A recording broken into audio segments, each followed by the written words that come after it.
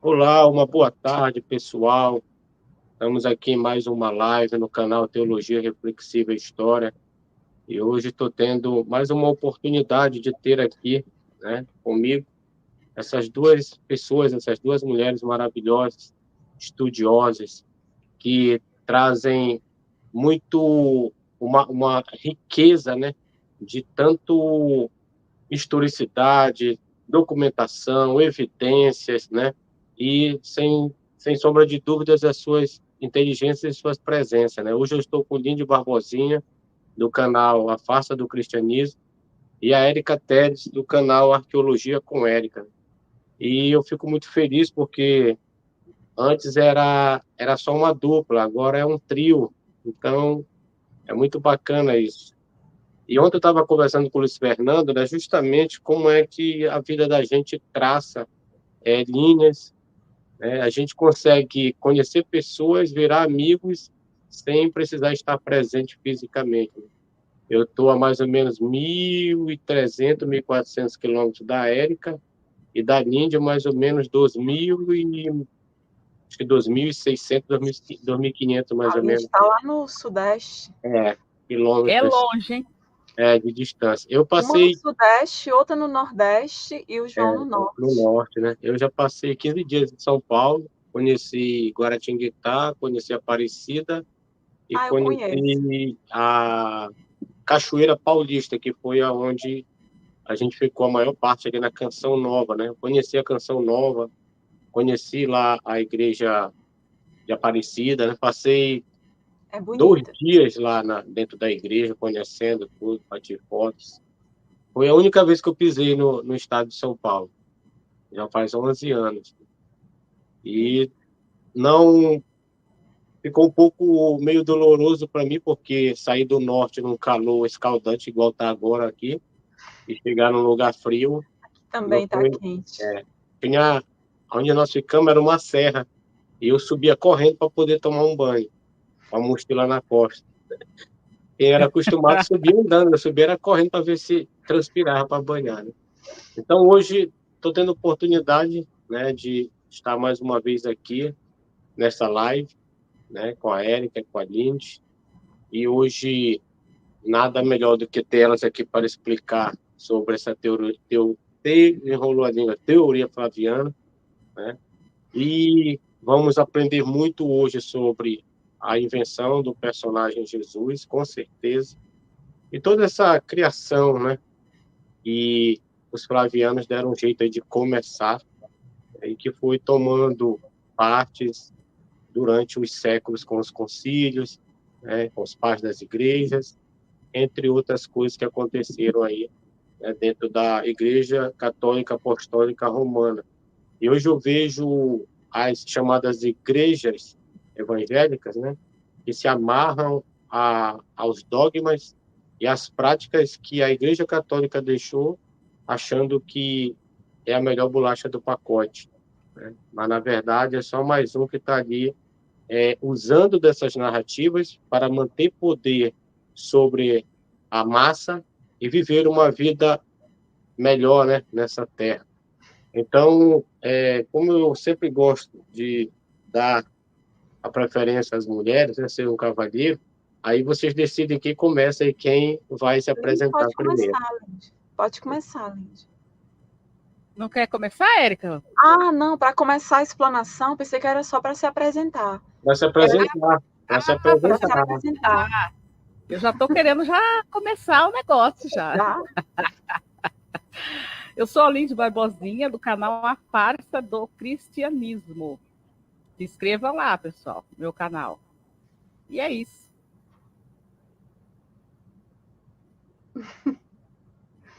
Então sou eu agora, né? Pronto, Lindy. Isso.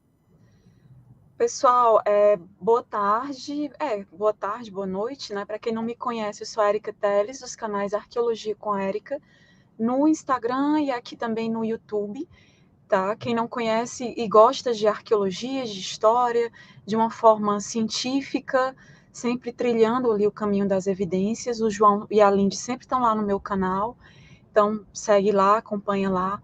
É um trabalho feito com muito afinco, com muito cuidado, muita cautela, E por mais que seja um trabalho onde a gente muitas vezes desmistifica algumas questões, né? Oi, Francis. A gente tem todo um cuidado, Josh, tem todo um cuidado para não, assim, em nenhum momento desrespeitar a crença de ninguém, tá? O intuito não é esse, ou dizer que somos donas da verdade, não, o intuito não é esse em nenhum momento.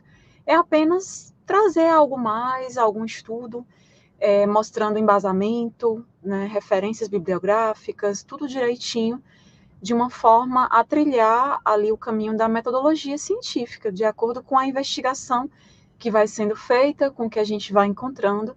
E um dos temas que a gente aborda, né, a teoria flaviana, a gente, inclusive, eu cheguei a conhecê-la antes até mesmo de conhecer Francis Farago e Scania, da Multiversal Flaviana. A gente não se conhecia, e por acaso, eu e a Lindy, a gente começou a pesquisar sobre isso, principalmente a Lindy, que me trouxe esse assunto, e eu encontrei as obras do Joseph Etchell e outras, e aí comecei a me debruçar sobre isso, pesquisar, tentar entender o que era essa história, né, tipo, romanos, imperadores romanos envolvidos com a criação desse movimento político, religioso, que é o cristianismo.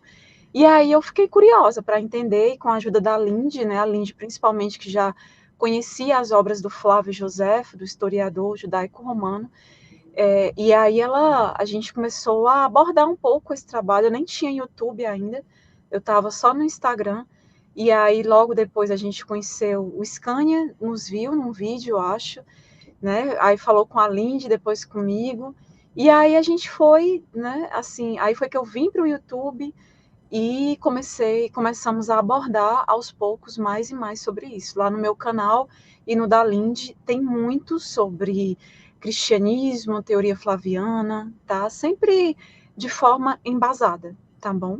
Então é isso.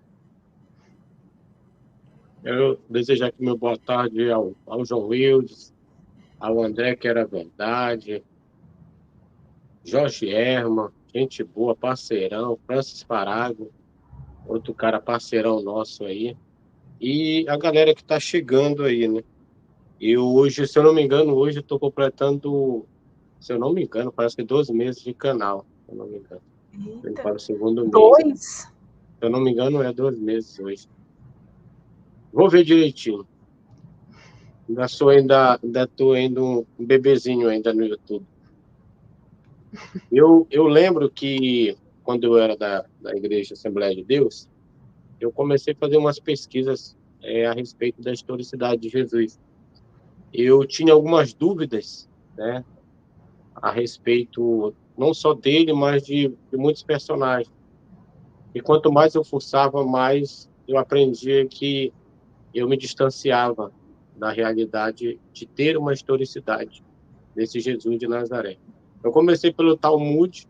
No Talmud eu quebrei a cara logo, de cara logo, porque eu vi um vídeo que o camarada falou que Jesus estava no Talmud. Aí eu fui para lá, não estava no Talmud. Você não tem como ele estar no Talmud aqui, né? E aí fui verificando outras obras, até que criei coragem de fazer um curso de teologia com o professor Fábio Sabino.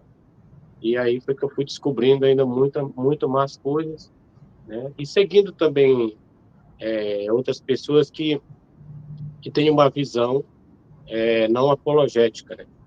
Porque o que arrebenta mesmo com as pessoas é a apologética. Porque a grande maioria dos apologetas, não vou aqui colocar todos, que não posso generalizar, mas a grande maioria dá um jeito de distorcer as informações Sim. para colocar a desinformação, né? E milhares de pessoas seguem essas pessoas. Eu tenho um grupo da minha família, acho que da minha família, a única que não é religioso sou eu, mais 2 irmãos, o resto tem as suas denominações. E eu sempre coloco vídeos e também eu posto as minhas análises dentro da própria Bíblia, né, lá para demonstrar e mostrar para as pessoas que é só mais um desenvolvimento religioso como qualquer outra religião existente, né? E eu sempre ficava me perguntando, poxa, mas se existe um só Deus, por que tantas visões humanas de vários deuses, né? De várias religiões? Então, tudo isso sempre mexeu comigo. E aí eu passei a estudar, e quando a gente passa a estudar, a Érica e a Lindy sabe disso, a gente vai cada vez mais se distanciando da religiosidade e vai vivendo uma vida mais racional. E é essa vida racional que nos leva a entender o que é certo e o que é errado e saber que tudo, nada ultrapassa das nossas escolhas, tudo faz parte das nossas escolhas. E hoje eu vou aprender muito aqui, né? Porque aonde canta o sabiá, seja bem-vindo. Jadson Braga, oficial, seja bem-vindo. Acredito que vocês são dos canais da Érica e da Lindy. Aproveitem e se inscrevam aí, viu? Teologia Reflexiva e História. E quem não é inscrito, né, da face do cristianismo e também do Arqueologia com Érica, inscrevam-se. Tem material extraordinário, livros, principalmente livros, né? A gente posta muito livro nos grupos, né? Eu estou lendo 6 livros diferentes. Tem hora que eu me enrolo todinho, tem que estar batendo a cabeça na parede para saber o que é que eu estou vendo de verdade, né? Porque eu fico lendo um pouquinho de outro, um pouco aqui, tento, né? Eu tenho um caderno aqui que eu gosto de ir anotando nele. Quando alguém faz alguma pergunta, eu não vou mais nem no livro, eu vou nele lá e acabo encontrando lá. Aí tem a referência, aí eu vou para o livro. Que foi aquela pergunta que me fizeste lá do Jesus do Talmud. Eu disse, deixa eu ver aqui, e também a gente está numa correria danada. Né? A minha vida é uma correria danada. Quando eu penso que é de manhã, já é de noite. Mas eu não estou aqui para falar da minha vida, eu estou aqui para escutar e para aprender com Nídio Barbosinha e Érica. Então, decida aí quem é que começa e vamos para a live. E se não der para a gente fazer, eu tenho um compromisso às 7 da noite, às 19 horas. Eu queria mais ou menos a gente fosse aí até umas 18h40, e aí a gente joga uma segunda parte, uma terceira parte, uma quarta parte, uma quinta parte. Vamos falar disso enquanto somos jovens, para quando a gente ficar velhinho, o pessoal já ter assistido as nossas lives. Beleza? Eu vou fazer só uma breve introdução, falar um pouco de alguns livros rapidamente, vou citar alguns livros aqui para o pessoal. Talvez vocês já conheçam esses livros, mas eu vou citar. Falar um pouquinho do Flávio Josefo, né, trazer algumas questões até para a gente debater, e aí eu passo para a Lindy.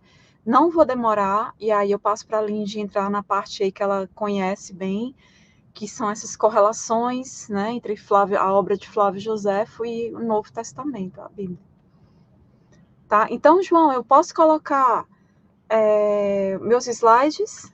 Aliás, já está aí, né? Eu já mandei. Pronto. Só pôr na... Deixa eu ver se está ok aqui para mim. Tá. Pronto. Então, o título é esse, né, pessoal? A Teoria Flaviana e o Jesus Romano. E eu queria começar indicando esse livro, eu acredito que a maioria já conhece, do pesquisador Joseph Atwill. Muita gente critica ele porque ele é da área da informática, da computação, é inclusive um grande empresário nessa área, mas é um cara que estudou Bíblia a vida inteira, e especialista em grego também. Eu acho que o Scania conhece ele, pessoal, assim, eles conversam, né? E eu não sei se o Francis também conhece. E assim, é um livro que para mim foi tipo um despertar, né? Quando eu encontrei esse livro, eu mostrei a Lindy na época. Lindy, olha só, ele corrobora com a tua pesquisa, que a Lindy já fazia essas correlações, as mesmas que o Joseph Atwill mostra aqui nesse livro dele, Caesar's Messiah, Messias de César, né? Tem até, acho que já tem, esse livro tem lá no meu grupo de arqueologia do Telegram, que tem nos arquivos do grupo uma baita biblioteca, tem esse livro lá, acho que em inglês e também em português. Tem uma versão dele já traduzida, tá? Eu acho que eu já coloquei lá. Mas é tipo ele fala de uma conspiração romana para inventar Jesus. E esse é o primeiro livro dele, né? Porque tem o outro que ele lançou, acho que foi 2014, 2015, Shakespeare's Secret Messiah. É o Messias Secreto de Shakespeare. Eu já abordei em alguns lives, até no canal do Francis, da Multiversal. Tem vídeos no meu canal também falando desse outro livro. Não vou entrar aqui nesse livro hoje, né? Porque aí ele aprofunda mais ainda certas questões, envolvendo inclusive o personagem Shakespeare e suas obras, né? É bem interessante porque o Joseph Atwell, ele faz esse trabalho investigativo, né? Eu costumo dizer que é um trabalho de formiguinha, ele vai observando as assinaturas que foram deixadas ali quando você estuda a obra de Flávio Joséfo, do historiador Flávio Joséfo, o Novo Testamento, e aí você começa a ver pistas. Eu costumo dizer que deixaram pistas sobre esse assunto. E aí você vai investigando, linkando, né, correlacionando, como a Lindy faz, algumas correlações são fortes, né, assim, porque são óbvias demais, né, você vê ali que realmente o que o que está ali no Evangelho, você encontra na obra do Flávio Joséfo, mais ou menos de uma mesma forma, com muitas semelhanças, então a gente não pode deixar de olhar para isso. E esse livro mostra detalhes disso, é um livro rico, realmente. Eu super indico a leitura para todos, é um pesquisador muito sério, especialista em grego, e faz um excelente trabalho. Ele começa falando ali dos manuscritos do Mar Morto, aí ele chega ali na corte flaviana, os imperadores flavianos, praticamente divindades romanas, né? E ele começa a mostrar detalhes ali da questão do Flávio Joséfo também, e entra nessas correlações, que são muitas. Lá no meu canal e no da Lindy, a gente abordou já bastante sobre isso, ainda tem mais para abordar, mas tem muito material lá. Então, esse livro, pessoal, ele é bastante importante para compreender todo esse paralelo e correlações entre os evangelhos do Novo Testamento e os livros e narrativas desse historiador Flávio Joséfo, tá? Então, esse livro, ele fornece uma, como é que eu posso dizer, uma nova abordagem para entender o que são os evangelhos e quem os compôs, quem realmente compôs. Lógico que a gente não pode chegar e bater o martelo. Oi, Armand, boa tarde. A gente não pode chegar e dizer, Érica, você pode confirmar e ter certeza que foi fulano que escreveu? Não. E outra, eu nem sou teóloga, né? Não sou dessa área aí do João e de outros amigos, né? Eu não sou dessa área, eu venho aprendendo, né? Mas, assim, são correlações importantes que têm que ser observadas. Eu vejo como pistas e evidências, né, textuais de algo que ocorreu. Foi o Flávio Joséfo, tinha outros intelectuais também, ali na corte flaviana, inclusive quem fosse contra, né, o que estava sendo desenvolvido pelos flavianos, o próprio Vespasiano, a Lindy acho que sabe mais do que eu isso aí, ela conhece mais essa galera aí, esses flavianos lá. E o próprio Vespasiano, ele perseguia, né, Lindy? Ele perseguia, ele matava, perseguia historiadores, né, alguns intelectuais eram assassinados por ele, foram assassinados por ele, né? Então, esse livro, pessoal, que tem em português, tá? Antes não tinha realmente, eu tive que traduzir realmente para entender, mas hoje já tem em português, o Messias de César, mostra que os intelectuais trabalhando para Tito Flávio, é o segundo ali dos três Césares flavianos, né, criaram o cristianismo. As evidências apontam para isso, né? E o objetivo principal era realmente substituir o messianismo judaico, que travou guerra ali contra o Império Romano, em uma versão do judaísmo que seria tipo meio que obediente a Roma. Então, por mais que a gente tivesse o Império Romano expandindo cada vez mais, né, a gente tinha essa preocupação dos romanos com o judaísmo, que ainda era bastante proeminente ali naquela região do Mediterrâneo, regiões vizinhas. Então, havia essa preocupação, tanto criar um movimento para se opor ao judaísmo, né? Então, e aí tem essa questão do cristianismo surgindo ali, né? Então, um dos indivíduos envolvidos com essa construção desses evangelhos foi o historiador do primeiro século, Flávio Joséfo, né? Ele nasceu ali, acho que o Flávio Joséfo nasceu em 37, né, Lindy? 37 da Era Comum, e foi até, ele viveu até 100, né, da Era Comum, 67 anos de vida, então ele passou ali justamente pelo governo desses imperadores, né, Vespasiano, que entrou ali, se eu não me engano, 69 a 79, né, 10 anos de governo. Aí depois vem Tito Flávio, que foi o que governou menos, 2 anos, né, de 79 a 80, 81. E aí ele faleceu, né, sofreu lá um problema, uma intoxicação, algo assim, né, dizem que foi envenenado pelo outro irmão mais novo, Domiciano. O Domiciano que governou de 81, acho que foi o que governou mais tempo, 15 anos, de 81 até 96 da Era Comum, né? Então, o Flávio Joséfo, ele era de família real da Judéia, né? Lembrando que Judéia é uma parte ali da Palestina, né? Assim, teve esse período de Judéia, mas a região toda ali sempre foi Palestina, Canaã, Palestina. Heródoto, no século V, já fazia, antes da Era Comum, já fazia referência à Palestina, e teve esse período ali de Judéia, que era uma região da Palestina. Palestina que eu me refiro, pessoal, é todo o território, Gaza, Cisjordânia, e o Estado ilegítimo, a Palestina ocupada, né? Então, é tudo ali sempre foi Palestina, e né, até hoje, por mais que tenha ocupação. Então, o Flávio Joséfo nasceu ali de família real, os Macabeus, se eu não me engano.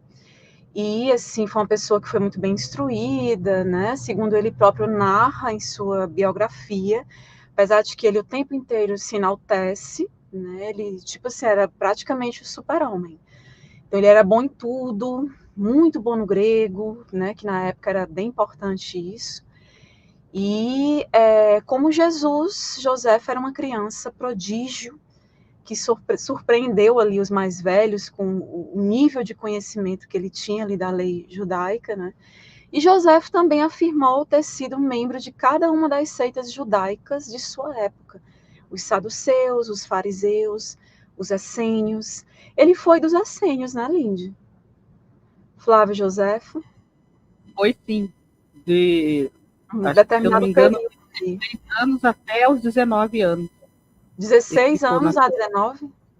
Até os 19. Eu estava na dúvida, acho que foi 2, 3 anos, realmente, que ele ficou ali com os essênios. Então, quando a rebelião judaica contra Roma eclodiu ali em 66, da Era Comum, embora ele não tivesse descrição ali de antecedentes militares, ele nunca tinha sido militar e tal, e acreditava que essa era uma causa sem esperança, ele próprio dizia isso, né? Mas a ele ao Joséfo foi dado o comando do revolucionário exército da Galileia. Então ele foi levado em cativeiro, ele foi aquela história toda que a Lindy até já falou detalhes disso, né, Lindy? Que ele foi pego ali ele ficou cercado ali, ele e outros soldados, né, outros judeus, e ele fez com que o pessoal parece que se matasse, né? E sobrou só ele. E aí ele foi conduzido ali perante o general romano na época, né, que ele era general ainda, o Vespasiano, e ele logo se apresentou ali como um profeta, né? Então ele já chegou ali mostrando-se como um profeta, dizendo aquela profecia lá que o Vespasiano ia chegar a ser imperador, né? Seria praticamente um deus, uma divindade, enfim, ele começa a puxar o saco ali dos romanos, né? A verdade é essa. E vai acabar atraindo o próprio povo, né? Tudo mais. Então, o José ele faz isso. Ele alegou ali que as profecias messiânicas do judaísmo não previam um Messias judeu, mas quem? Vespasiano. Né? Ele que seria o Messias, né, o novo rei lá, a divindade, tanto que ele depois se tornou imperador, né, logo depois aí. Joséfo dizia que ele iria se tornar o senhor de toda a humanidade. Joséfo era mala, né, se existiu mesmo era, enfim, como diz no popular, era um mala, porque o cara, até quando você começa a ler as obras dele, né, a biografia dele, então nem se fala, né.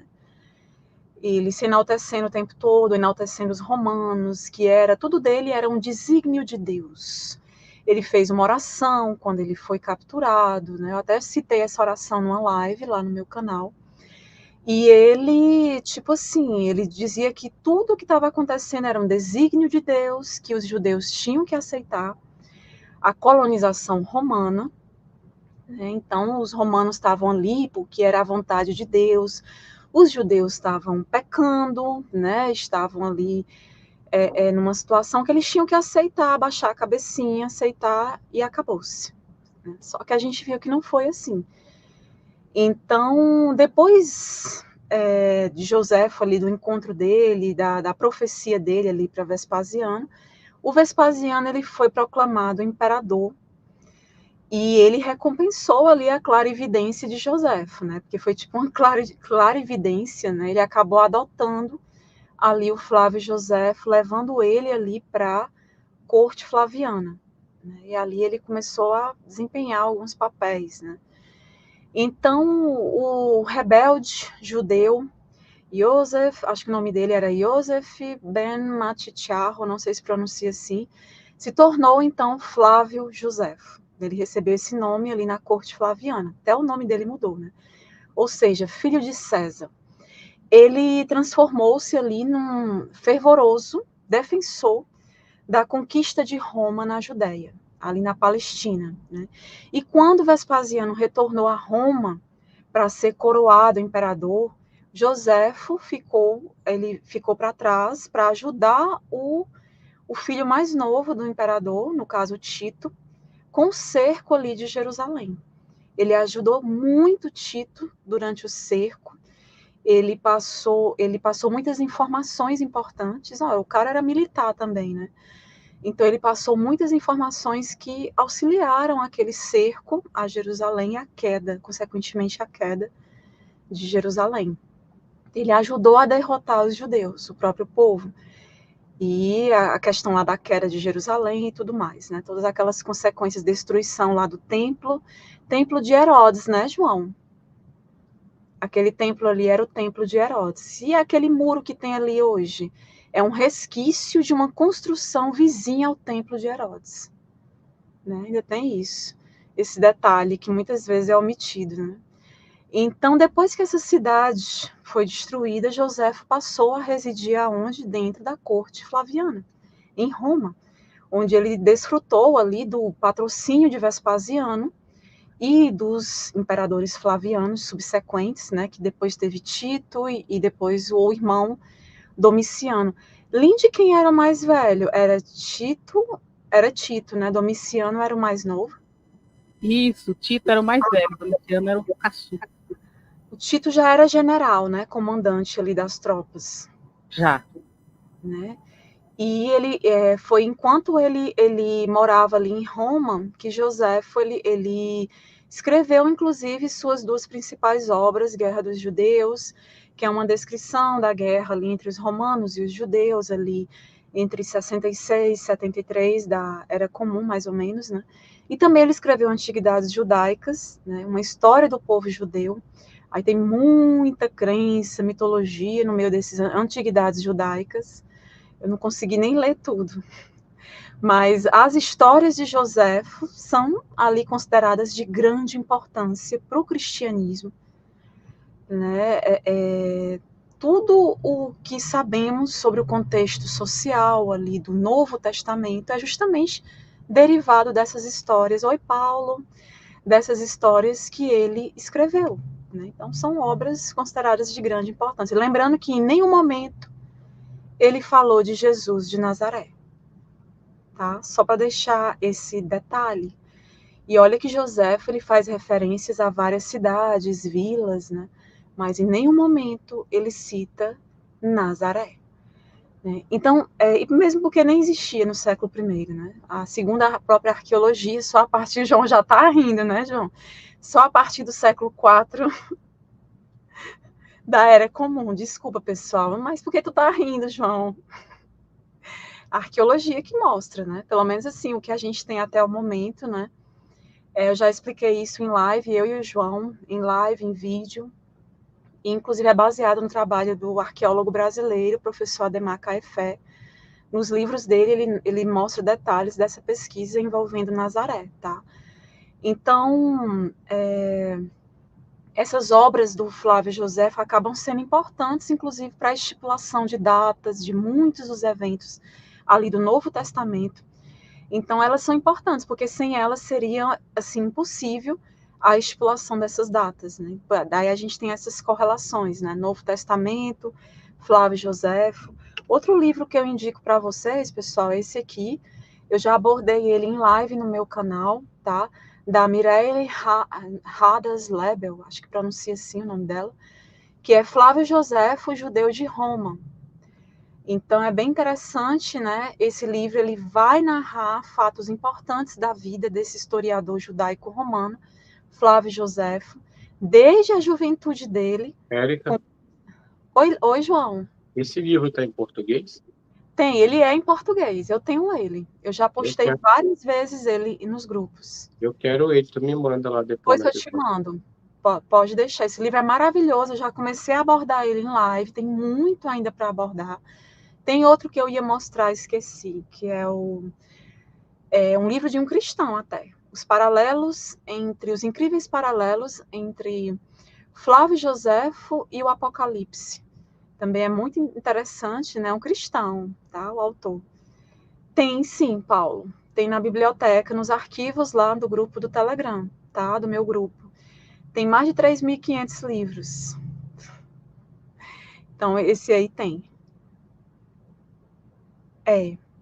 Esse livro é muito bom, tá? Então, assim, tem muito que eu quero abordar sobre ele, mas vai mostrar isso, né? A educação que o Josefo recebeu, o fato de ter sido uma criança prodígio, que ele era uma criança, assim, incrível, né? Segundo ele próprio também relata, né?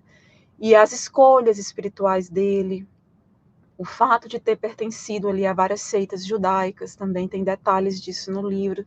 A viagem dele a Roma, o seu envolvimento com política, a sua arte de sobreviver, realmente. Era um artista, né, em termos de sobrevivência. O seu envolvimento ali na queda de Jerusalém, todas as tramas que o envolveram, o seu ofício de historiador e escritor junto ali à corte flaviana. Então, ela vai mostrar Flávio Josefo trabalhando na corte flaviana. Né? Então, o mesmo que o Joseph Atwill fala. Ele era uma espécie de camaleão, né? Ele se adaptava bem às situações, né?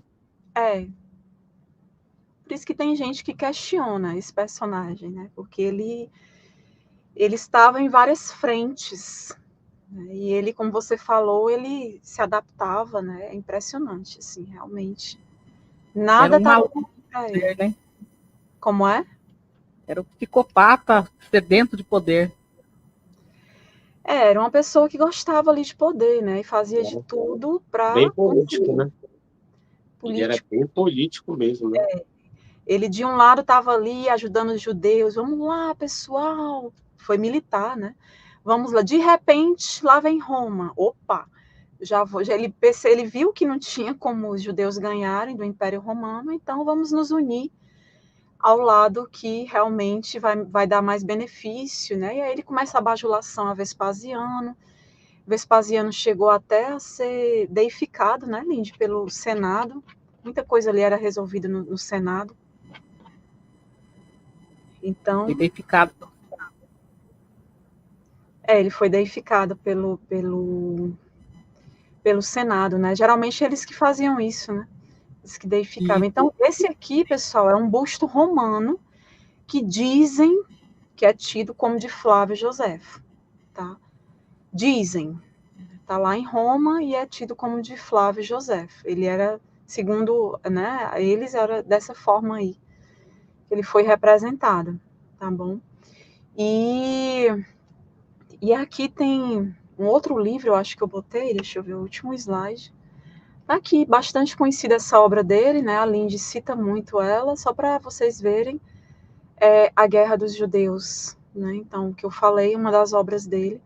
E é legal ver a biografia dele, tá? Também é interessante. Quando você lê a biografia, aí você já fica, Rapaz, tem algo errado aqui. Porque são histórias, tem umas histórias bem mirabolantes, assim, coisas assim, bem enfeitada, maquiada, né, bem manipulada ali, realmente. Então, Flávio Joséfo, pessoal, eu pergunto para vocês, foi o mais vigarista dos historiadores antigos? O que é que tu achas, Lindy? Não tenho dúvida disso. Ele, para chegar ao poder, ele fez tudo, né? Até matar a própria infantaria, ele matou. Né? Era o que é que cara vocês acham, pessoal? Então, Flávio Joséfo, ele escreveu bastante sobre judeus e sobre romanos. Né? O nome original dele, como eu falei, era Yosef ben Matityahu, José ben Matias. Né? Disse que ele nasceu realmente naquela data, em Jerusalém, 37 da Era Comum. E ele, como eu falei, ele nasceu no seio de uma família rica, importante. Não era pouca coisa, tá? A família de Flávio Joséfo, no caso, na época de Joséfo. E graças a condição dessa família, ao prestígio da sua família, Joséfo teve uma sólida instrução, aprendeu latim e grego, as duas línguas mais importantes, inclusive, dessa época. E segundo o que ele próprio relata, ele foi um prodígio intelectual. Está na biografia dele, né? Ele relata muito isso. Ele foi, assim, um espetáculo. Né? Além de ser muito estudioso, parece que Joséfo era muito devotado ali às questões espirituais também. Tudo dele era de desígnio de Deus. Ele fazia orações, ele era, né? Ele fazia, era mala, né? Então, entre os, como a Lindy falou, né, que ele passou um tempo no deserto, né, ali junto aos essênios, entre os 16 e 19 anos, tá, pessoal? Mas alguns questionam, será mesmo, né? E depois desse período, Joséfo, ele retorna ali a Jerusalém, onde ele vai se filiar às seitas dos fariseus e também passa a ocupar ali importantes funções administrativas ali no Império, né? E quando ele estava ali com 26 anos, ele foi enviado a Roma para advogar. Ele foi para Roma para advogar a favor de alguns sacerdotes judeus que foram condenados pelo governador da Judéia, que era o Marco Antônio Félix. E durante essa viagem, inclusive, tem uma narrativa incrível que ele sobreviveu a um naufrágio, após passar a noite inteira nadando. Ele passou uma noite toda nadando. História estranha, né? Quer falar algo? Ele só está perdendo aí pro cara da Mundial, né? Que nadou o oceano todinho com um monte de tubarão do lado dele, como é o pastor lá, o de Chapéuzão lá, o Valdemiro, né? Valdemiro, O Valdemiro. Ele fez o Valdemiro. Ele nadou o oceano todo com um monte de tubarão ao redor dele, até chegar no... Mas por que ele sofreu um naufrágio? Ele contando um testemunho dele. E o barquinho dele, né, um iatezinho no valor de milhões, é um barquinho que eles chamam. Barquinho. Aí teve lá um negócio lá, ele caiu no mar e jogaram uma boia e disse, não, eu vou nadando, vou mostrar como o poder de Deus é grande na minha vida. Aí nadando com muito tubarão ao redor dele. Sei. Aí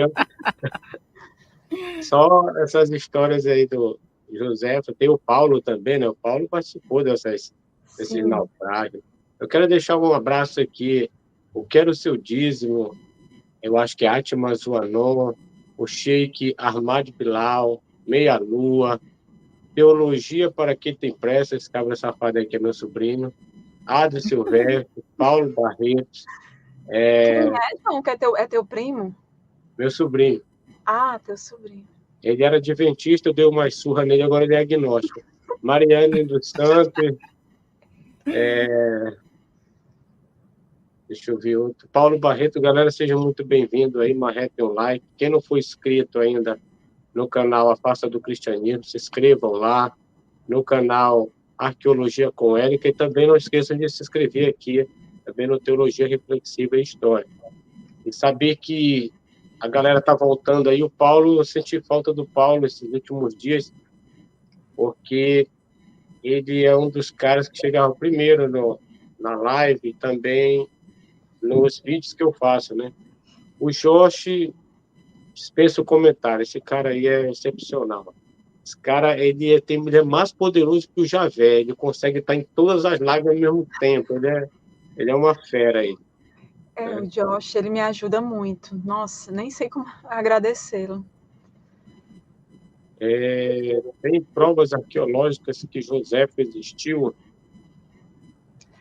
Não, o que a gente tem são as obras dele, né, João? Tem E esse algumas. busto aí, né? Esse rosto aí, né? Não, tem essa escultura aqui que Cultura, né? diz, esse busto romano, dizem que é dele. Eu acho meio complicado, né? Já que os judeus, na época, eles preservavam muito a barba e o cabelo, né? Mas, como a gente falou ainda agora que ele é uma espécie de camaleão, ele se adaptava, né? Possa É, que ele tenha foi chegado ali no pelo tempo. na corte flaviana, né? Até E para parecer com o romano, né?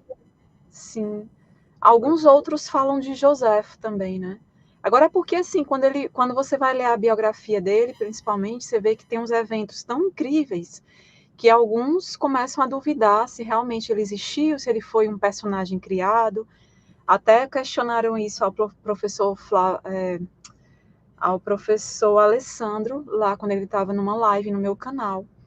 E aí ele disse, independente disso, né, tá aí as obras e tudo, se for um personagem também criado no meio disso tudo, né, mas tem algumas coisas assim como essa do naufrágio, que ele nadou a noite inteira, lógico que a pessoa vai escrever sobre si e acaba, né, e logo ele que eu acho que tinha muito ego, e aí ele se coloca ali como mega inteligente, né, um cara altamente aí especial. Narcisista, né?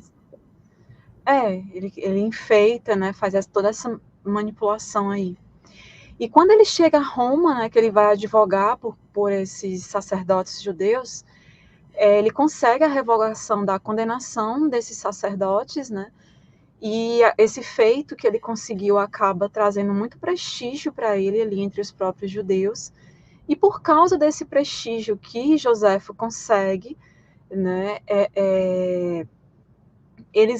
os judeus eles escolheram Joséfo para ser um dos líderes para lutar contra os romanos ali na Galileia, né? E aí começa a parte dele como militar e tudo mais, né? E é justamente aí que ele não foi muito convincente, tá, pessoal? Em assim explicar o fato de não querer uma guerra contra os romanos. Ele era sempre muito pró-romanos, pró-Roma, né? E ele, ao mesmo tempo que ele não queria essa guerra contra os romanos, ele também, ao mesmo tempo, ele era um líder, né, um dos líderes dos revoltosos, né? Então, assim, eu acho meio estranho, né? Porque Será ele que ele não queria poupar a vida dos... pode ser que ele viu assim que o Império Romano não ia, os judeus não iam realmente conseguir parar ali o Império Romano, né? Combater.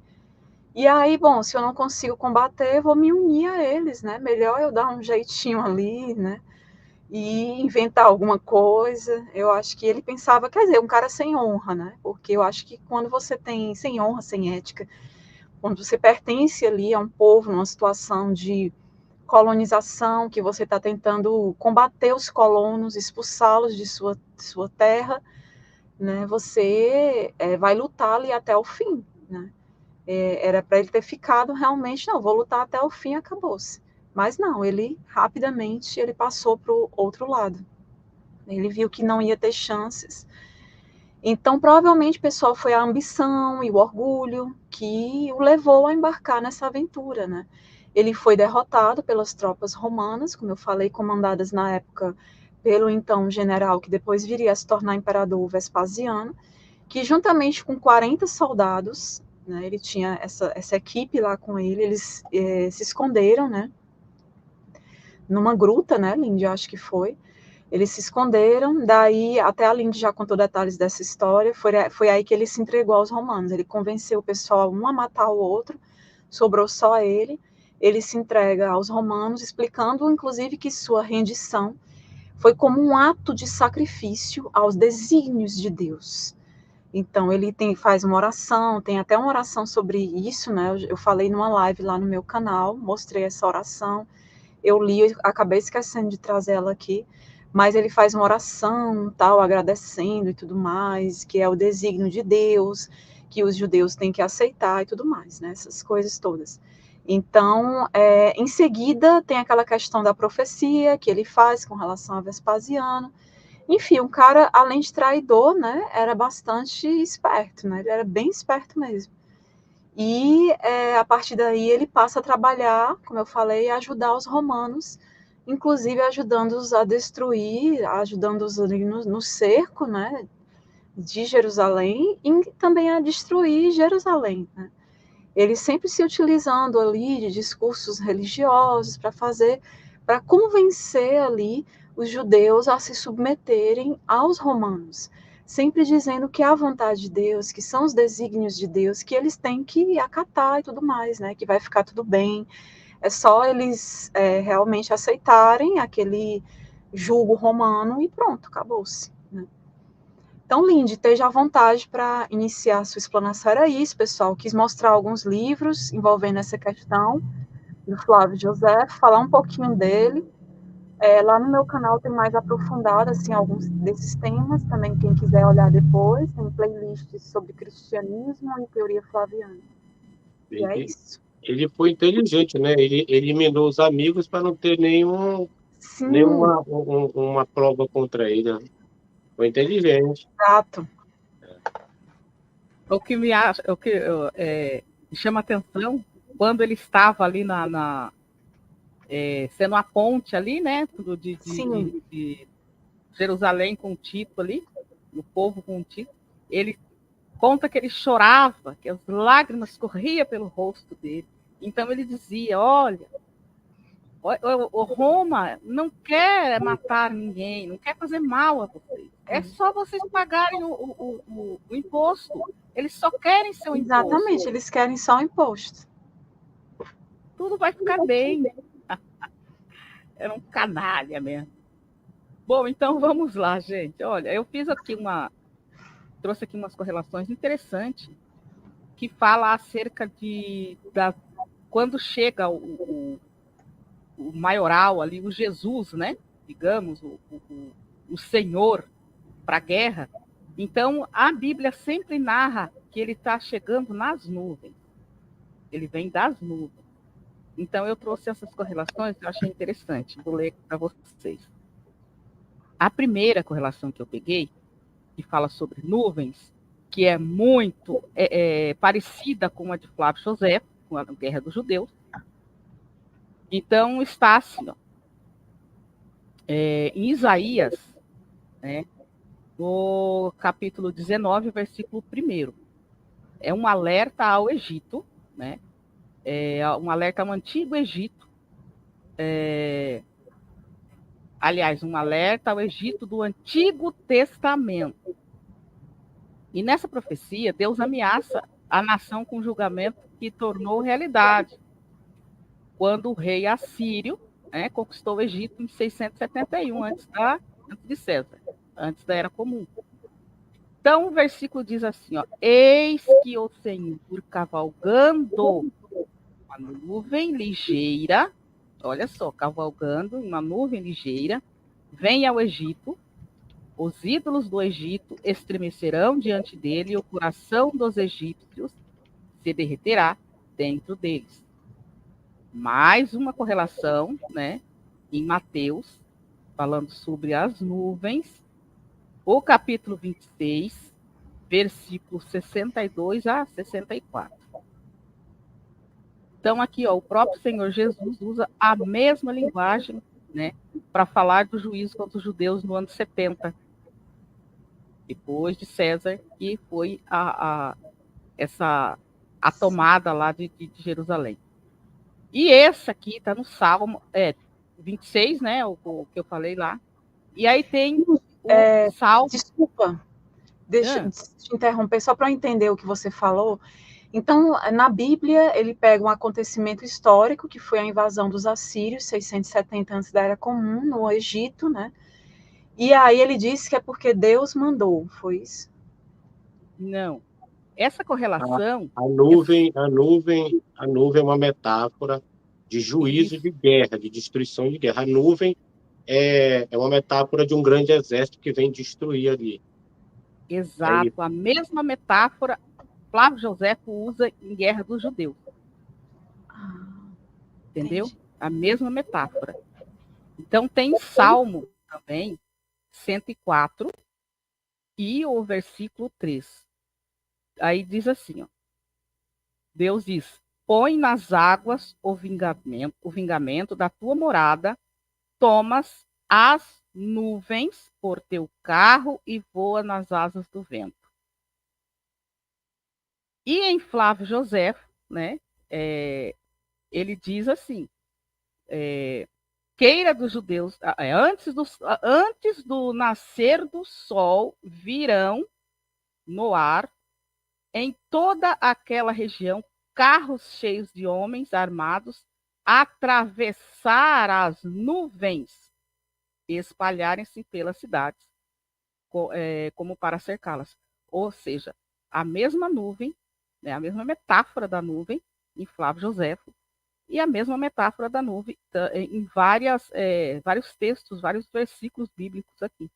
E em Mateus 24 a 29, 30 está assim. E verão o Filho do Homem vindo sobre as nuvens do céu com poder e muita glória. Então é interessante, né, que essa correlação, por isso que eu trouxe aqui. E também tem em Tácitos, né, que Tácitos, ele diz assim, ó, havia sido visto exércitos participando de uma batalha nas nuvens, né, o fulminante brilho das armas, o templo iluminado por uma repentina radiação que vinha das nuvens. Então, metáfora aí desses dois autores, né, desses dois autores contemporâneos aí, a gente pode ver na Bíblia também. E aí tem mais correlações aqui em Apocalipse. Apocalipse 8:13 diz assim. Aqui é a metáfora da águia. E a águia, a gente sabe que era o símbolo ali de Roma, né? Que era o escudo de Roma. Tinha no escudo de Roma a águia. Então, aqui, ó, Apocalipse 8:13. Então, vi e ouvi uma águia que, voando pelo meio do céu, dizia em grande voz: ai, ai, dos que moram na terra, por causa das restantes vozes de trombeta dos 3 anjos que ainda têm de tocar. E aí depois em Oséias, no capítulo 8, versículo 1, também tem a águia. E está escrito assim: põe a trombeta à sua boca.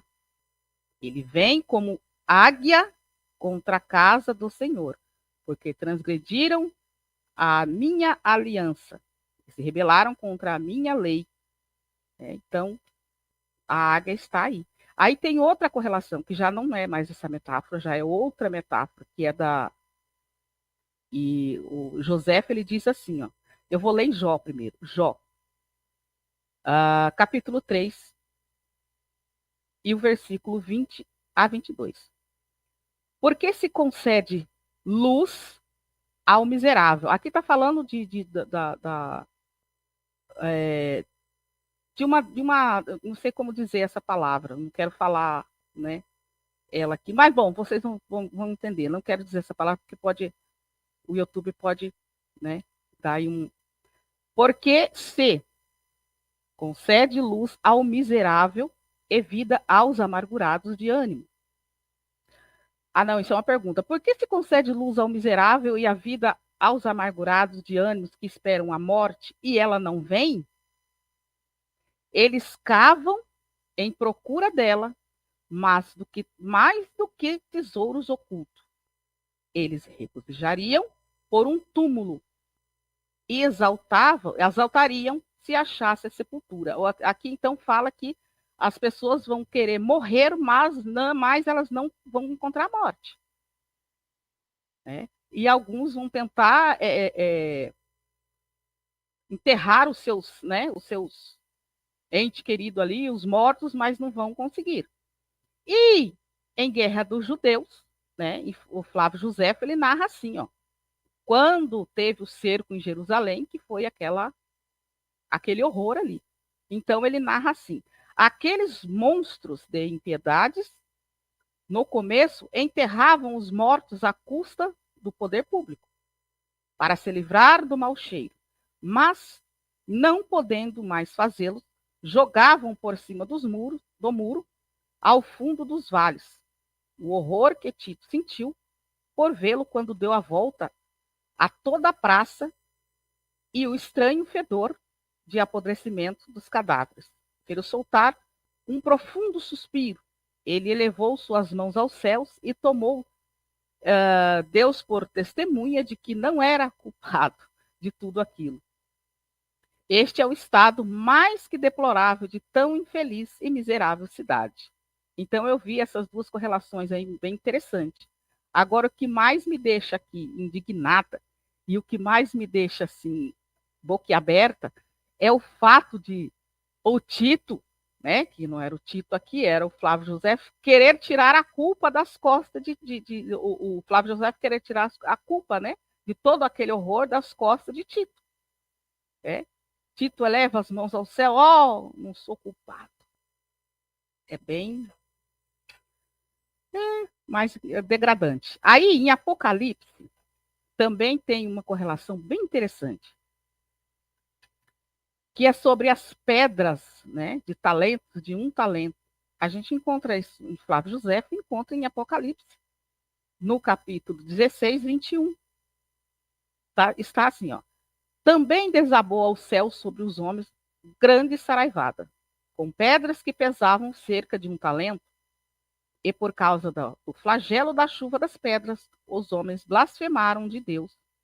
Portanto, seu flagelo era sobremodo grande. E lá em Guerra dos Judeus, Flávio José ele diz assim: ó, das 10ª legião eram os mais temíveis. As da 10ª legião eram os mais temíveis. As pedras que lançavam em maiores eram maiores que as outras, e iam tão longe que não somente derrubavam os que faziam as excursões, mas iam matar mesmo junto dos muros e das defesas da cidade aqueles que a estavam para defendê-las. As menores dessas pedras pesavam pelo menos um talento, assim como está aqui em Apocalipse 16, 21, dizendo que também as pedras, né, tinham um talento. É lindo. Então, foram essas as correlações. Oi! As pessoas elas querem ler o Apocalipse de forma literal, só que elas esquecem de figuras de linguagem e de expressões da época. Né? Na verdade, o escritor da narrativa ele está tratando aí de uma catapulta, né? Que lança pedras ao longe, e quando eles invadem ali, eles fazem o cerco de Jerusalém, para conseguir entrar e fazer a matança ali dentro, eles usam muitas catapultas para poder abrir buracos nos muros, né? Inclusive, falasse uma coisa aí que eu me lembrei, que está em Flávio José, que ele diz que eram tantos corpos no chão, que os soldados tinham que correr pisando por cima dos corpos para poder alcançar outras pessoas vivas, né? Quando ele fala lá da metáfora da águia, é justamente o desenho, né, da águia e do raio que está no escudo, né, da legião ali, dos soldados romanos, né, que estão ali. Exatamente. Eu até fiz um pequeno vídeo, se eu não me engano, no meu canal sobre isso, né, sobre a passagem de Mateus 24, que diz que aonde estão os cadáveres, ali estariam as águias, né? E aí eles ficam discutindo lá, os apologetas, que não eram águias, eram abutres. Não, o termo lá em grego é águia mesmo, mas é se referindo à destruição feita ali pelo Império. Muito bacana isso aí, ficou legal. E o talento ali só entra só para dar uma desdobrada, porque é uma figura de linguagem que quem está ali naquele momento sabe do que o autor está falando. Só que tem gente que quer pegar Exato. literal, cria malabarismo, faz aquele negócio para querer colocar em 2024. Né? Teve um arqueólogo aí muito famoso, eu vi um podcast dele na época da pandemia, que ele usou a pandemia dizendo que 2 ou 3 anos o Jesus ia voltar, né? Nós já estamos em 2024. Né? Acho que vocês sabem mais ou menos de quem é que eu estou falando. Ah, não acredito que ele falou isso. Ele falou isso. Eu vou achar e vou mandar para vocês dois. Ai, não Só que, acredito. tipo assim, Vergonha. ele é inteligente. Eu tiro o chapéu para ele, é inteligente. Porque ao mesmo tempo que ele faz a armadilha e ele percebe que ele vai cair na própria armadilha dele, ele cria um outro superfúgio, uma outra dinâmica para sair da situação, para que a pessoa não entenda, né? E aí ele fala assim, eu posso estar errado, entende? Ou seja, não deu certo lá, tá vendo? Só não, mas eu falei que eu poderia estar errado.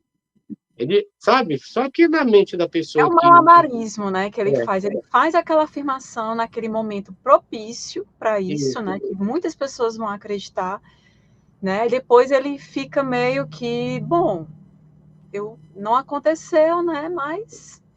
E aí as pessoas que são condicionadas a acreditar, elas não conseguem observar a maquiagem que ele faz ali, né? Era só isso que eu queria falar. Desculpa, gente, por ter te interrompido. E o cara ganha muito dinheiro com isso, né, João? Muita Nossa, ele grana. tá rico Muita grana só com mesmo. isso. Muita grana. Mas tem gente para apoiar esse tipo de coisa, né?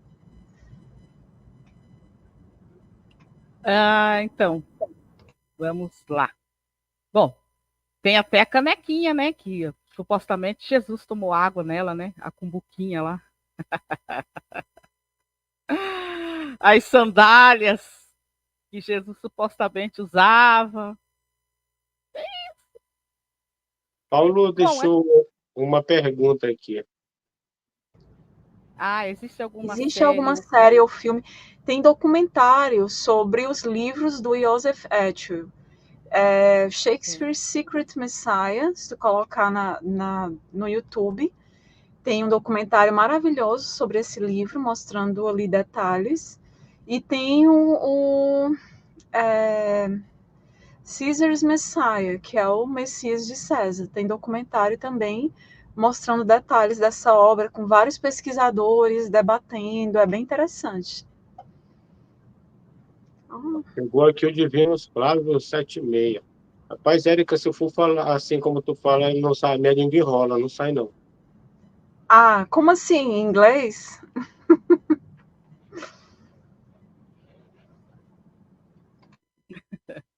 Até uns nomes aí judaicos eu enrola a minha língua quando eu vou falar. Dá uma... Mas vamos lá.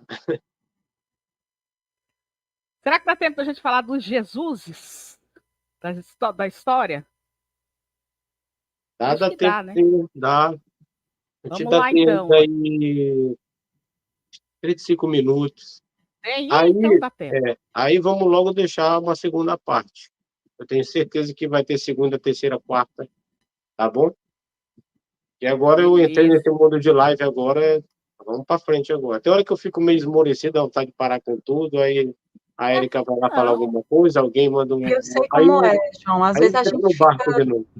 É porque a gente estuda tanto, a gente trabalha tanto, é uma correria, tem que Correria. preparar live, material, tem que escrever. E aí a gente às vezes não sente que é tão valorizado e acaba que cansa, né?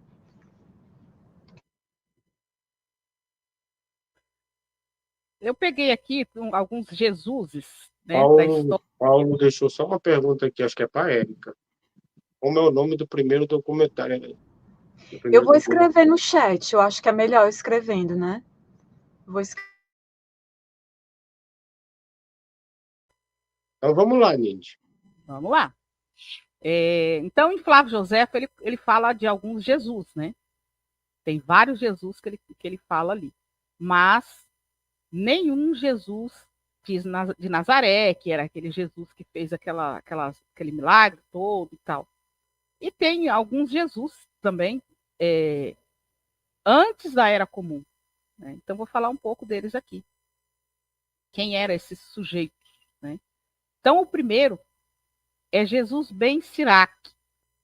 Acho que é assim, Sirac. Ele foi o autor do livro de Sirac, ou Sirá, ou a sabedoria de Jesus. Isso em 180 antes da era de César. E aí também... Pode falar. Esse livro está na Bíblia Católica, viu? E o Lutero tirou. Pois é. Aí tem também o Jesus bem Pantira. Esse aqui, ele era milagreiro durante o reinado de Alexandre, o rei Alexandre. Em 106, imperador ou rei, que seja, né? 106 a 79 da Era Comum. Esse camarada aqui, né? Esse Jesus bem Padira. E aí ele lançou uma profecia, né, sobre o fim dos tempos. Ofendeu esse rei, que esse rei era muito mau, né? E o rei acabou tirando a vida dele ali e pendurou ele numa árvore, em véspera de Páscoa. Depois tem o Jesus bem Anania. Esse é a partir de 62 da era de César. Esse Jesus, ele causou distúrbios em Jerusalém, com um repetido mantra. Esse aqui eu dou risada toda vez que eu leio. Então ele ficava: piedade para a cidade. Vagamente profetizou, né? Vagamente ele profetizou. E ele dizia assim, ó: uma voz do leste, uma voz do oeste, uma voz contra Jerusalém. Então ele parecia um louco ali pela cidade ali, falando, né? Dando essa profecia contra Jerusalém ali. Aí, o que acontece? Ele importunou tanto que ele foi preso, chicoteado pelos romanos, e aí foi solto como um louco inofensivo, né? Mas ele morreu durante o cerco de Jerusalém, atingido por uma pedra, atirado por uma catapulta romana. Né? E tem o Jesus bem Safate, ou Zafate. Esse já é de 68 depois de César. E a história conta que ele causou estragos na Galileia, dirigiu os rebeldes em Tiberíades, quando a cidade estava caindo sobre as legiões de Vespasiano. E ele fugiu para o norte, né, no mar da Galileia. Aí tem mais, olha só, tem mais Jesus. Esse aqui é Jesus ben Gamala. Ele é de 68 a 69 depois de César. Ele era um líder do Partido pela Paz, na Guerra Civil que dilacerou a Judéia. A partir das muralhas de Jerusalém, tinha protestado contra os edomitas sitiantes, liderado por Tiago e João, filhos de Susa. E só que de nada serviu, né? Quando os edomitas tomaram os muros... Oi? Tiago e João, filho de quem? Susa. Pois é, né? Aí o apologeta desinformador, ele pega os dois camaradas e ele consegue jogar como se fosse para Jesus de Nazaré, porque ele não vai falar o nome da mãe. Ele omite o nome da mãe. Exato. Entendeu? Eu já vi alguns fazerem esse malabarismo, né? Só que a história não deixa, né? Quem é bem está ali pesquisando, tem conhecimento, eles não conseguem, né, enganar. Aí, quando os edomitas, a história continua aqui, quando os edomitas tomaram os muros, ele foi assassinado e seus restos jogados aos cães e aves, né? O Jesus ben Gamala. E tem o Jesus ben Tebuter, um clérigo que durante a capitalização final da parte alta da cidade, em 69 depois de César, se salvou. Olha só, esse aqui também era outro espertinho. Se salvou por entregar os tesouros do templo, que incluíam 2 castiçais sagrados, cálices de ouro puro, cortinas e hábitos sagrados dos sacerdotes. O espólio foi destaque no triunfo comemorado por Vespasiano e seu filho Tito. E, por fim, o único Jesus crucificado, que foi o Ben Stat, era um agitador judeu que causou dores de cabeça para os romanos no início do século II. Ele encontrou seu fim na cidade de Lídia, 20 km de Jerusalém, nas mãos de uma equipe de crucificação romana por volta do cerco de Jerusalém, né? E nessa mesma matança aí, né? Nesse mesmo dia que esse Jesus foi crucificado, mais de 500 prisioneiros, né? Foi crucificado também, na frente da muralha ali da cidade. E dentre esses crucificados tinha muitos heróis, né, com o nome de Jesus, mas nenhum deles estava ali. O herói que hoje a gente tem aí, que é o Jesus, né, de Nazaré. Nenhum Jesus de Nazaré. Alguns desses Jesuses aí que você citou eram contra judeus? Em muitos momentos, alguns eram assim, judeus, outros eram meio que contra, é isso? Na realidade aqui, olha, era assim, digamos aqui, Érica, que seriam líderes de guerra, né? Alguns deles eram líderes de guerra. Vamos supor, às vezes tinha um líder de guerra que era romano, que era um Jesus, mas, por algum motivo, ele passava para outro lado, vamos dizer, tipo José, né? Tinha oportunidade, ele via oportunidade, então ele traía ali, né? Ele traía o seu lado e ia para o outro lado, e aí era pego. Aqui, como foi pego esse Jesus aqui, Bem-Estar, né? Que ele, no fim das contas, ele começou a dar dor de cabeça para o romano, mas ele não deixou, ele era um Jesus, né? Mas ele não deixou de ser Jesus depois que ele passou para o outro lado, né? Que ele era um líder ali de guerra, né? Entendi. É bem, uma história bem, era uma, pode falar, Érica. Não, ia só responder aqui o Kleber Tavares. Mas se você ainda for falar alguma coisa, eu deixo para depois. Não, aí é só para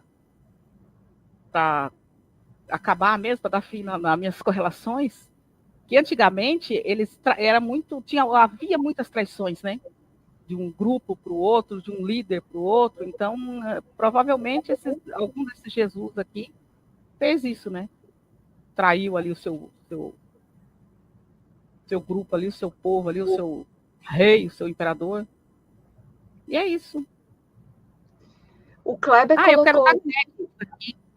Deixa eu dar créditos aqui aos livros. Deixa eu ver aqui. Só um minutinho. Deixa eu pegar aqui. Rapidez. Créditos aos autores dos livros aqui. O César Francisco Raimundo Lelo, entre o Apocalipse e Flávio Josefo. E o livro Jesus Cristo é uma farsa. Esse autor desse livro, tu não lembra, né? Não lembro quem é o autor. Então ele para saber o autor. Procurei lá, mas não encontrei. Eu pesquisei, mas não encontrei nada sobre esse livro. Também não. Deixa eu só responder aqui. O Kleber colocou que, segundo o Alcorão, Jesus não foi crucificado como os cristãos pensam. Segundo o que eu já aprendi, Jesus era um profeta no Alcorão, né? E ele não teve essa questão de crucificação, ressurreição, e ele está no segundo céu. Segundo céu, eu acho que tá correto. Segundo céu, que tem aquela questão que ele vai voltar, né, e tudo mais. Segundo Paulo também. Segundo Paulo, a narrativa de Paulo é que Jesus foi enforcado. Enforcado. Quando ele fala assim, lá em Gálatas 2:10, se eu não me engano, e diz que ele morre uma morte lá, né, pelo pecado das pessoas, e ele é levado como maldito de Deus. E ali a narrativa, ela joga para o Antigo Testamento, tá entendendo? Que o homem, quando ele era enforcado, quando ele vinha ter a pena capital de enforcamento, ele não deveria ficar pendurado até o final do dia. Ele tinha que ser tirado, daí está em Deuteronômio, essa lei aí.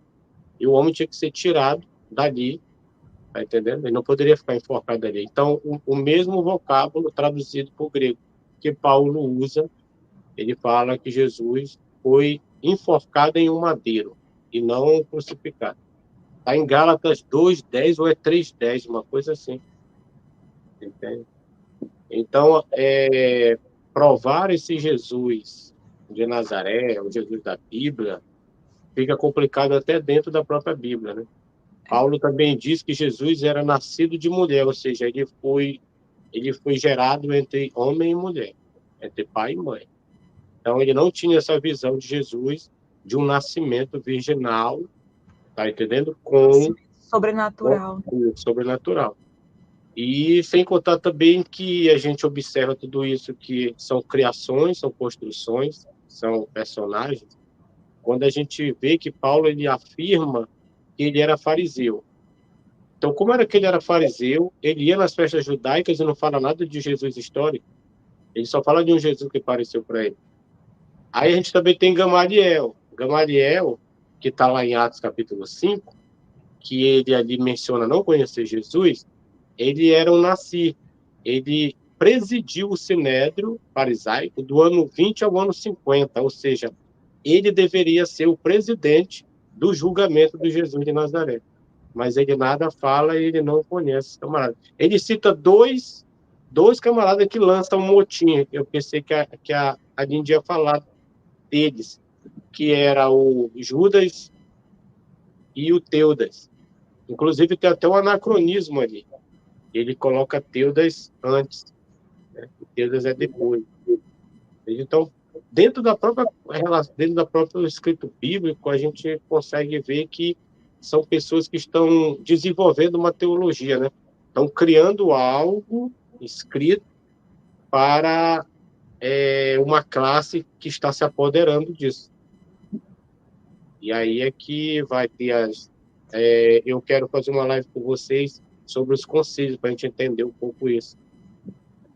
Os concílios que vai fazer toda essa roupagem, tudinho, porque a gente sabe, já vi muito ela falar disso, porque quem vence a batalha é a ortodoxia. Então, as pessoas que eu costumo falar, quando as pessoas vêm me perguntar, porque eu já fui um cara imaturo. Quando a gente entra nessa linha do conhecimento, a gente quer que todo mundo aprenda. E nisso, a gente acaba fazendo inimizades. Eu estava conversando ontem na live isso com o Luiz Fernando.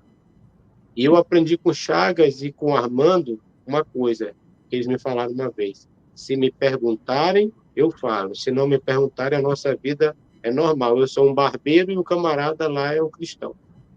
Porque a gente acaba perdendo, eu não sei com vocês, mas eu perdi muita amizade tentando mostrar às pessoas essa farsa, né? E eu perdi muita amizade com isso. Quando amizade a gente boa. começa a desmistificar tudo isso, a gente entra em várias religiões. Eu perdi muitas amizades. Até pessoas da minha família me olham meio assim. Meus, entende? Então, eu tenho certeza que aconteceu com vocês também. Mas... Pode falar, gente. Pode falar. No meu caso, eu não perdi. Eu não perdi amizades, porque eu sou uma pessoa meio que eu não tenho muitas amizades, mas eu entrei muito em conflito com a minha família. Demais. Mas hoje eu vejo que eu estava completamente errada. A gente não deve fazer isso, né? Todas as pessoas têm o seu tempo.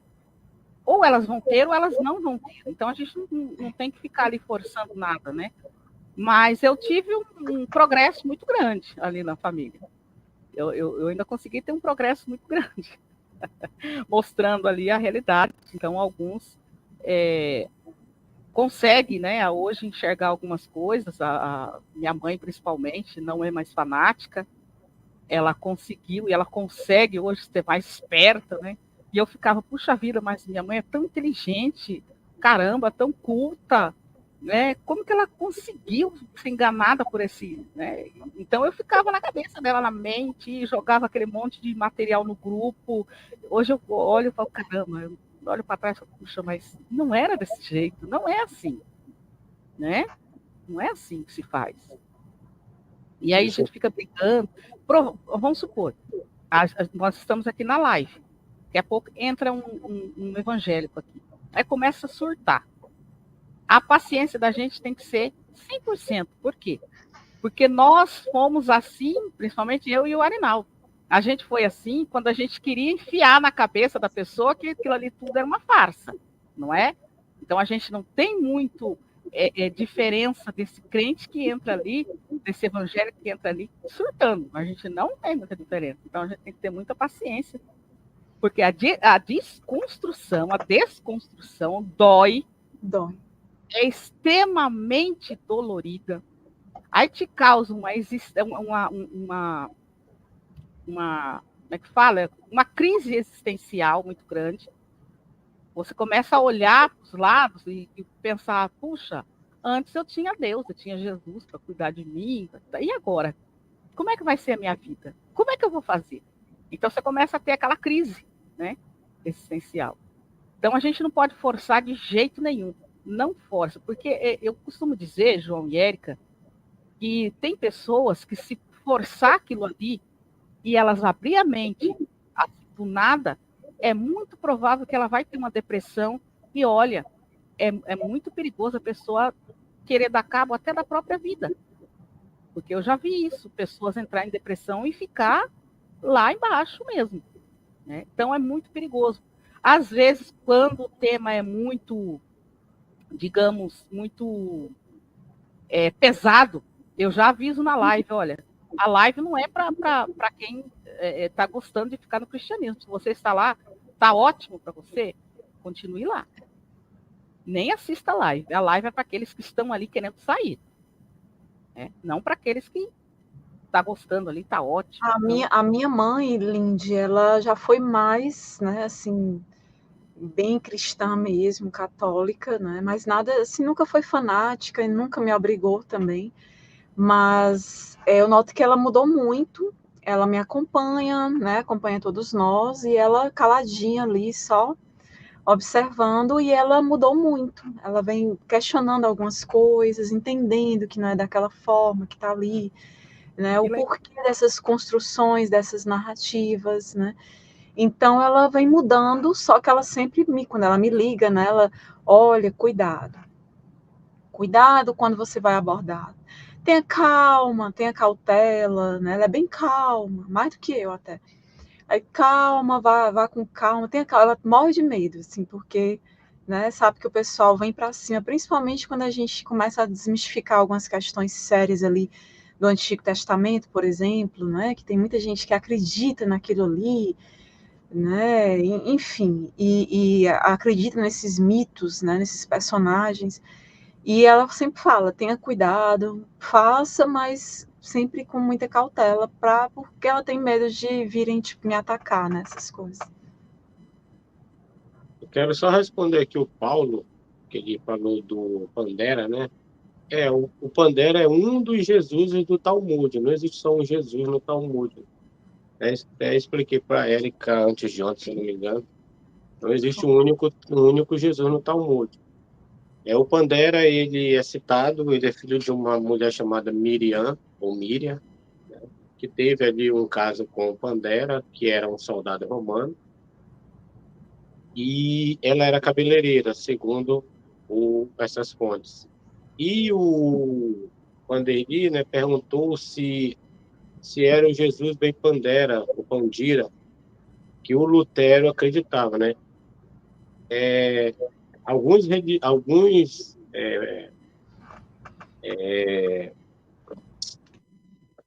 dobrou aqui a língua. Alguns estudiosos afirmam que era esse Jesus bem Pandera, né? Que Jesus veio de uma relação, de uma traição entre Maria e um soldado chamado Pandira, né?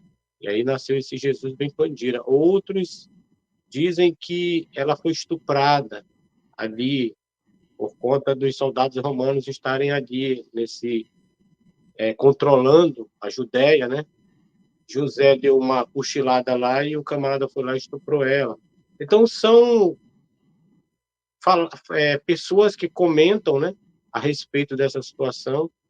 E eu não estou aqui afirmando nada, nem entro nesse mérito de tentar afirmar algo que eu não estava lá.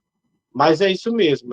Segundo alguns estudiosos falam que o Lutero ele acreditava nesse Jesus bem Pandira, né, que nasce dessa Miriam, ou Miriam, com um soldado romano chamado Pantera, uma coisa assim. Mas eu não estou aqui afirmando nada, nem desafirmando nada. Como o Francis colocou, Jesus os evangelhos no Talmud seria o que estava no inferno. Ele estava no inferno, lá no Talmud, ele está no inferno com Tito Flávio e acho que Balaão, né? Inclusive, eu quero abordar esse tema no meu canal com um amigo que estava até aqui no chat, não sei se ele ainda está, o Ahmad. É teólogo também e é uma pessoa que se debruça muito sobre esses textos. E a gente está combinando uma live sobre esse Jesus do Talmud, para esclarecer algumas. Ele estuda muito, né? Hebraico, enfim, tudo aí é legal porque é uma pessoa que entende. Isso, que Para a gente falar. também fala de um Yeshua Nazareno. Mas também tem que ver a situação, porque não se pode pegar esse escrito como literal. Porque não tem como eu correlacionar o tempo de Balaão com o tempo de Jesus de Nazaré. Entende? Então, o que a gente tem ali no Talmud, necessariamente, são apenas midrashes, são contos lendários, folclóricos. Nada ali a gente pode levar como algo que é histórico. Tem um que ele fala que é do tempo ali do Janeu. E, inclusive, ele cita lá, eu até mandei para a Érica, o nome do rabino lá, né? Aquele rabino lá também, que também ele é citado ali em outros escritos extra-bíblicos. Mas eu vejo isso aí tudo como lenda, mito, ficção. Só que, infelizmente, algumas pessoas trazem para a base literal, né? E usam como uma verdade e acabam colocando. Eu vi muitos vídeos cristãos aí, os camaradas tentando provar que o Jesus de Nazaré é aqueles caras ali. Inclusive, quando eu estava no grupo do Ronaldo, analisando as escrituras, nós tivemos um debate lá com uma moça lá que se dizia ser judia, né, que estudou teologia, não sei o quê. Falou lá numa das universidades lá. Se eu falar, enrola minha língua. Igual a Érica falou aí, umas universidades inglesas, esse negócio todo. Tá entendendo? E aí a gente foi debater lá no Talmud. Foi eu, Luiz Fernando e o Jacob. E aí, no final, ela fugiu pela tangente. Jacob é o Ronaldo O Jacob? Ronaldo Jacob. Ah, A gente estava no grupo do Ronaldo analisando as escrituras. A gente fazia parte desse grupo. Aí o Graciano, Luiz Fernando, Chagas, o Ronaldo Jacob, a Cíntia Benarov e essa moça que apareceu lá, e o Érico. O Érico teve uma briga danada com um camarada lá, palavrões, tiveram que remover aquele negócio todo. E aí eu também acabei saindo e acabei virando amigo dessa galera aí que a gente conversa no WhatsApp, né? Mas foi um lugar onde eu aprendi muito, porque o Ronaldo ele é um cara muito bom, né? O Ronaldo do Analisando as Escrituras, eu tenho uma boa amizade com ele, assisto o vídeo dele, né? Sou inscrito no canal dele. E assim, a gente tem que aprender a participar de algo. O meu ponto de vista no que a Lindy falou. A gente tem que ter coerência nas situações. Mesmo que você não seja de acordo com aquilo ali, mas que se você for fazer alguma explanação a respeito daquela situação, que você possa debater com o argumento e não com o argumentador. E às vezes eu vejo que as pessoas vão direto na pessoa, e isso é desumano, isso é desonesto. Eu acho isso desonesto. Então, na maioria das vezes, eu nem coloco nos comentários de alguns vídeos aí, coisas assim, eu só assisto, se dá para deixar meu like, eu deixo, se não dá, eu também não me meto. Porque às vezes eu vejo muita briga, muita discussão. E também, assim, se você ver que aquele trabalho não é honesto, vai lá e tente fazer o melhor, né? Fazer o melhor. Eu vejo dessa forma, eu penso dessa forma. exatamente. Esse lance de estar, sabe? Às vezes a gente fala assim, aquele arqueólogo, aquele fulano e tal, mas é porque também já é demais, a desonestidade já é demais. Mas a gente não cita nomes nem fica.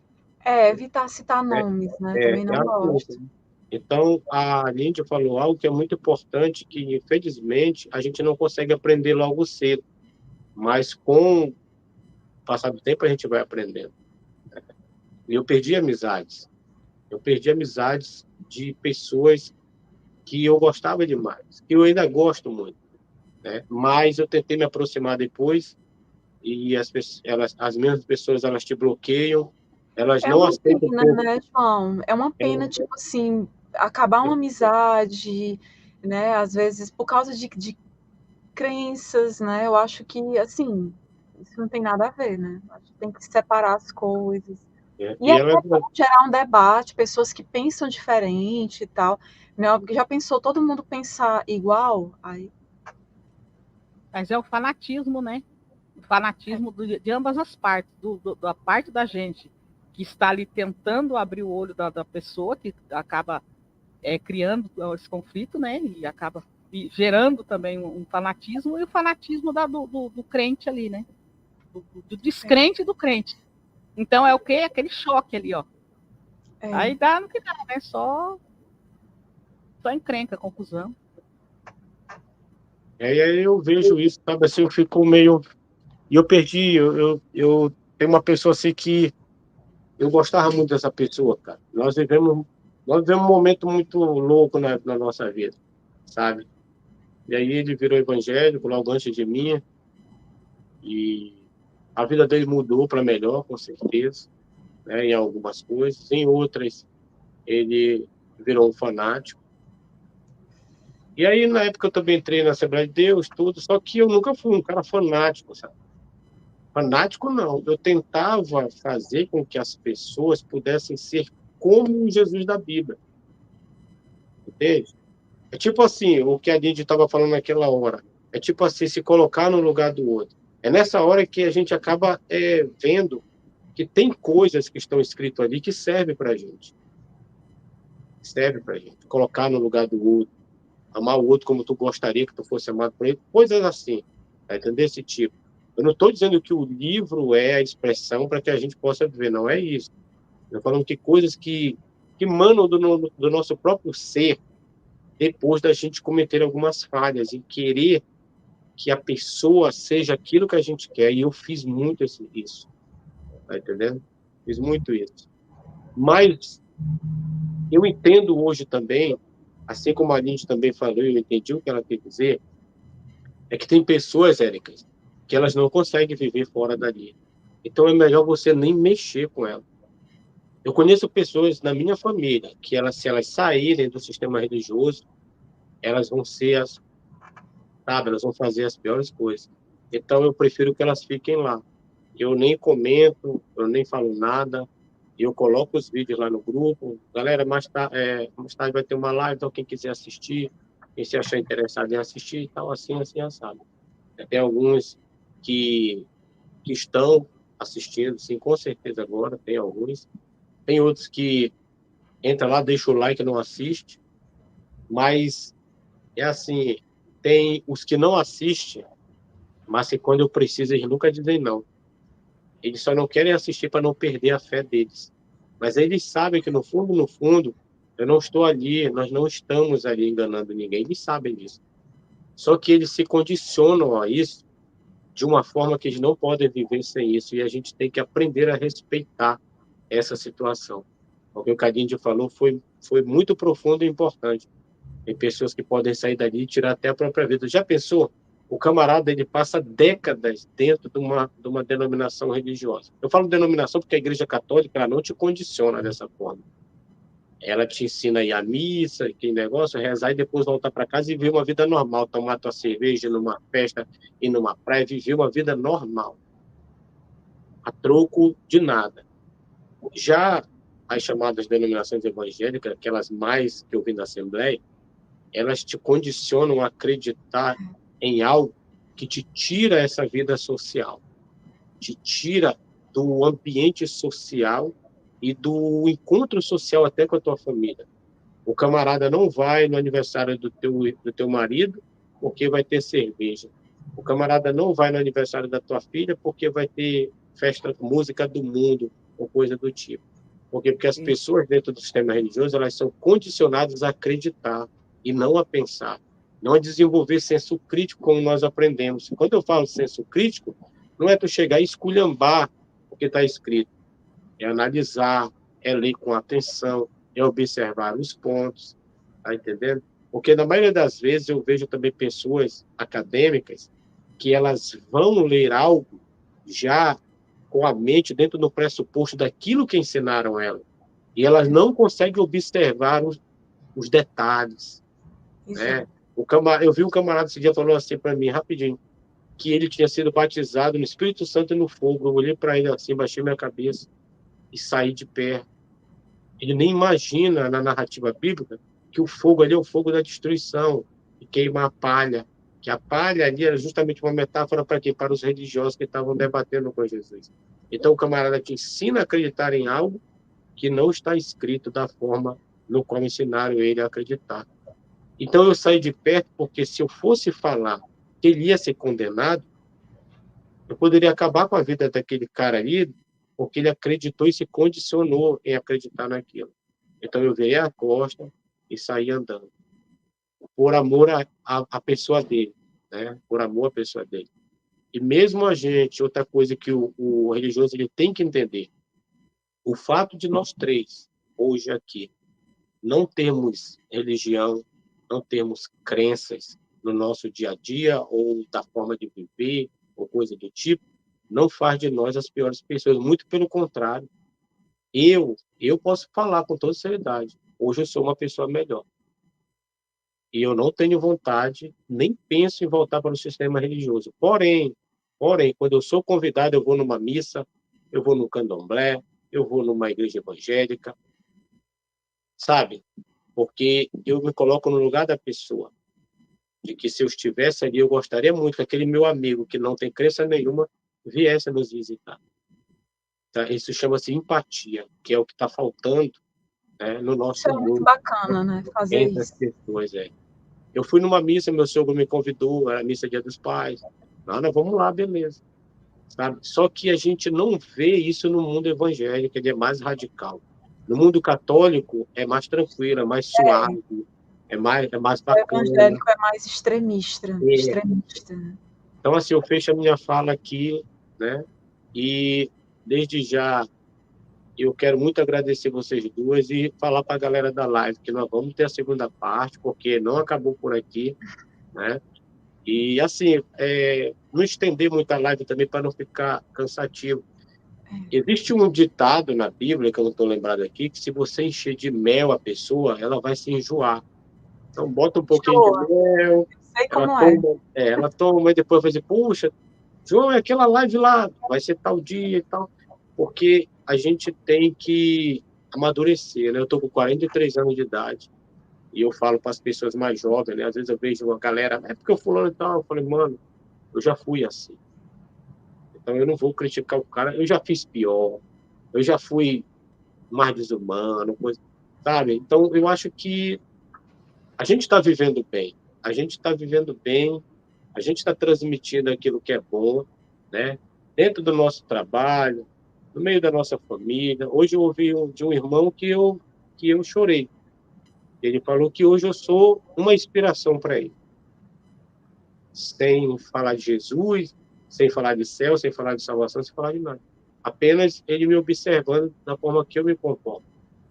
Como eu sou hoje, o cara que eu era lá atrás. Então eu tenho certeza que acontece com a Érica, acontece com a Nídia, acontece com a galera do chat, né? Porque nós não estamos aqui apenas tentando fazer com que as pessoas acreditem que não existe céu, que não existe Deus, que não existe inferno. Não é isso.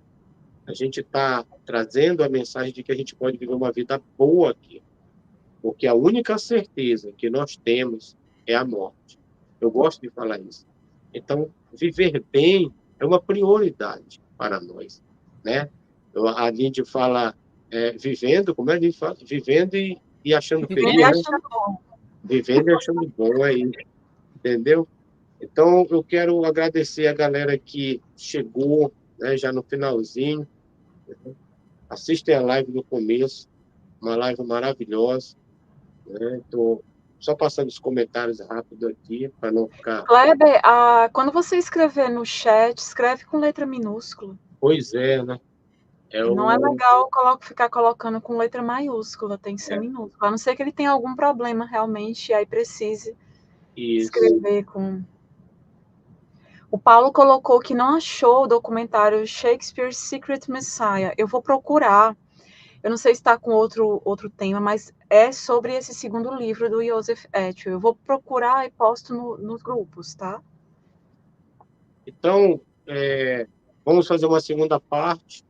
Queria falar de concílios, né? Que vocês fizeram várias lives lá de concílios. Eu fiquei muito interessado a gente ter aqui também. A gente pode fazer sobre concílio, né? Seria legal para explicar algumas coisas. Isso. E a Érica, como sempre, é a responsável pela capa. São as duas pessoas que me ajudam aqui. É a Érica e o Luiz Fernando. Eu faço uma capa, a capa sai toda maluca. Aí o Luiz Fernando vem lá no meu TV. Eu adoro fazer uma capa para você? Pode, meu filho. Ele vai lá e faz. Pode. Socorro, Érica. Faça a capa. Então, como é que a gente fala? Considerações, né? As considerações finais. Eu só tenho a agradecer a todos que estão no chat, que participaram. Muito obrigado por estar aqui. Quem ainda não é inscrito em nossos canais, se inscrevam. Temos vídeo, temos livros, temos artigos, temos WhatsApp. Estamos aqui para viver bem, viver legal, como a gente fala, viver feliz, viver alegre, e compartilhar essa alegria, vivendo achando bom, e compartilhar essa vida, essa alegria, né, com todos. Eu aprendo com todos. Eu costumo dizer que eu sou um estudante, eu sou um eterno aprendiz. Eu também. Eu não sou igual o Flávio José, que era a melhor bolacha do pacote. Então, muito obrigado, Lídia, muito obrigado, Érica.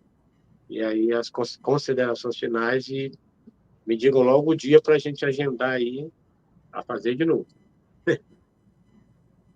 Beleza? Lindy, a Lindy travou não, né? Não, pode aqui ainda.